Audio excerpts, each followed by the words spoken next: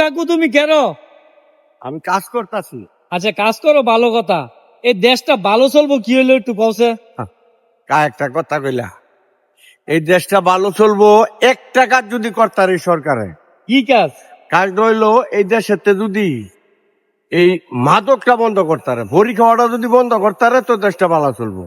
চোরার ঘরের চোরারা গাড়ি চালায় 300 টাকার কাম করে 600 টাকার বড়ি খায়, আর 300 টাকা চুরি করে দান্দা করে, সরকার থেকে রড কাটে, এইটা করে এইটা করে নানানটা করে, বুঝছো? এটা কি তুমি অটোলারে কইছো?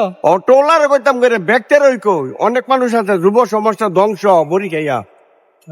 এই তাহলে- পুলিশ প্রশাসন যদি খালি একটু সতর্ক হয় এই দেশটা অনেক ভালো চলবো। খালি নেশাটা দুমাইলে বড়িটা দুমাইলে কা, ও, বুঝছো?